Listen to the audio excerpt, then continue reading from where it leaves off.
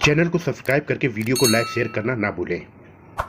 Dictation गति 80 शब्द प्रति मिनट स्टार्ट। अध्यक्ष जी, गठबंधन सरकार कितनी प्रासंगिक है और इसकी सफलता की कितनी संभावनाएं हैं? यदि गौर किया जाए तो गठबंधन सरकार के अच्छे और बुरे दोनों ही पक्ष हैं। यदि भारतीय इतिहास पर दृष्टि डाली जाए तो इस प्रक्रिया में किसी एक पार्टी द्वारा सरकार का गठन संभव नहीं हुआ। इससे सभी पार्टियों को भी यह समझ आ गया कि यदि वे जनता की आशाओं पर खरी नहीं उतरेंगी, उससे किए गए वादों को पूरा नहीं करेंगी और उसकी उपेक्षा करेंगी, तो वह उसे दोबारा सत्ता में आने का अवसर ही नहीं देंगी। इस प्रकार गठबंधन सरकारों ने सभी दलों पर राजनैतिक दबाव बनाया है। गठबंधन सरकार का दूसरा लाभ यह है कि इससे किसी भी एक पार्टी की विचारधारा तथा कार्यशैली तानाशाही रवैये में परिवर्तित नहीं हो पाती। इसके अतिरिक्त गठबंधन सरकार के अन्य सकारात्मक पक्ष भी हैं, जैसे इसमें क्षेत्रीय विभिन्नताओं तथा उनकी आवश्यकताओं को ध्यान रखा जाता है। निर्णय लेने में जनता को महत्व दिया जाता है। निर्णय लेने में बहुत बड़े वर्ग का ध्यान रखा जाता है। सिद्धांतों को अधिकाधिक महत्व दिया जाता है।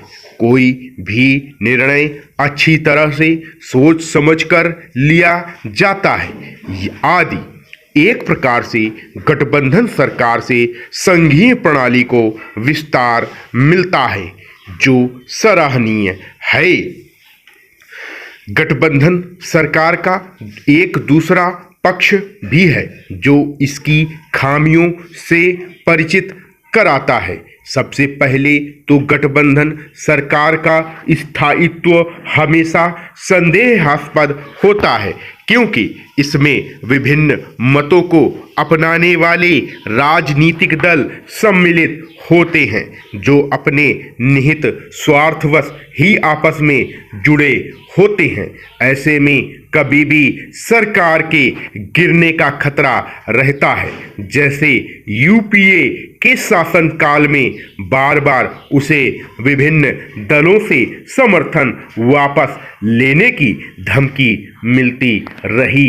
गठबंधन की अस्थिरता के कारण यदि सरकार गिर जाती है तो बहुत कम अवधि में पुनः चुनाव कराने पड़ते हैं। इस प्रक्रिया में धन का बहुत अपव्यय होता है। श्रीमन जिसका भार अप्रत्यक्ष रूप से जनता को ही उठाना पड़ता है। इसके अतिरिक्त गठबंधन सरकार के लिए कोई भी निर्णय दे पाना बहुत कठिन होता है, क्योंकि उसे विभिन्न दलों की विचारधारा से सामंजस्य स्थापित करना पड़ता है। इससे समय की बहुत बर्बादी होती है। सभापति जी कई बार सरकार को बचाए रखने के लिए तुष्टीकरण की नीति भी अपनानी पड़ती है, जिससे भ्रष्टाचार तथा अनैतिकता को बढ़ावा मिलता है और योग्य व्यक्तियों को महत्व नहीं दिया जाता। एक तो लोकतंत्र में विकास और फैसले लेने की प्रक्रिया वैसे ही धीमी होती है, और यदि गठबंधन सरकार सत्ता में हो तो यह प्रक्रिया और भी धीमी हो जाती है। महोदय, मैं एक बात इस सदन में और सभी उपस्थित सदस्यों को स्पष्ट कर देना चाहता हूं कि गठबंधन सरकार के नकारात्मक पक्ष भी अनदेखे नहीं किए जा सकते। निष्कर्ष रूप से देखा जाए तो गठबंधन सरकार के जितने सकारात्मक पक्ष हैं उतने ही नकारात्मक पक्ष भी हैं। सबसे बड़ी बात तो यह है कि इसकी सफलता पर संदेह बना रहता है और सरकार स्वतंत्र रूप से कोई भी निर्णय लेने से पहले कई बार सोचती है। शायद भारतीय जनता भी इस ओर ध्यान केंद्रित करने पर मजबूर हुई है, तभी तो उसने 16वीं लोकसभा के चुनावों में नरेंद्र मोदी की अगुवाई वाली भारतीय जनता पार्टी को स्पष्ट जनादेश दिया है। आशा है कि यह सरकार जनता की उम्मीदों पर खरी उतरेगी ताकि जनता को फिर से गठबंधन वाली सरकार के विकल्प पर विचार न करना पड़े। महोदय, मैं माननीय मंत्री महोदय के प्रश्न के उत्तर में वह लोकसभा अध्यक्षा जी के सम्मुख इस तथ्य को लिखित रूप में रखना चाहूंगा कि दक्षिण एशिया में स्थित भारत इस समय विश्व के प्रभावशाली देशों में से एक है। इसके उत्तर में पर्वतराज हिमालय है और दक्षिण में विशाल हिंद महासागर। भौगोलिक रूप से यह जल और थल दोनों से जुड़ा हुआ है। इसके आकार और शांतिपूर्ण छवि के कारण एशिया महाद्वीप में इसका स्थान अत्यंत महत्वपूर्ण है। इस बात से इसके पड़ोसी देश भी भली भांति परिचित हैं। इसके बृहत आकार के कारण इसके पड़ोसी देशों की संख्या भी अधिक रही है। भारत के पड़ोसी देशों में पाकिस्तान, चीन, नेपाल, भूटान, बांग्लादेश, अफगानिस्तान, म्यांमार, श्रीलंका तथा मालदीव को सम्मिलित किया जाता है।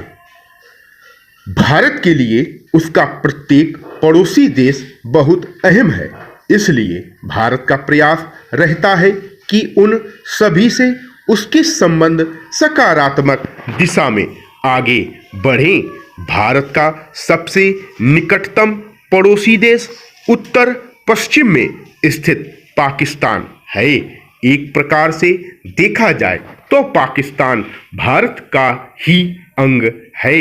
वर्ष 1947 से पूर्व पाकिस्तान नाम का कोई राष्ट्र था ही नहीं।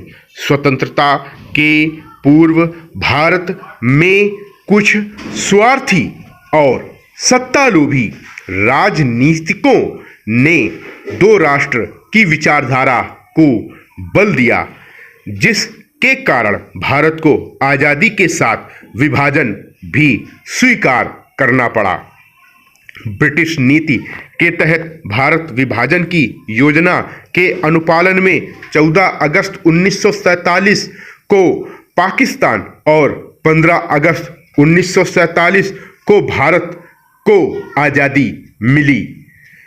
जिस प्रकार पैतृक संपत्ति के बंटवारे के बाद भी दो भाइयों में विवाद जारी रहता है, ठीक उसी प्रकार विभाजन के बाद भी दोनों देशों के संबंध तनावपूर्ण रहे हैं। विराम।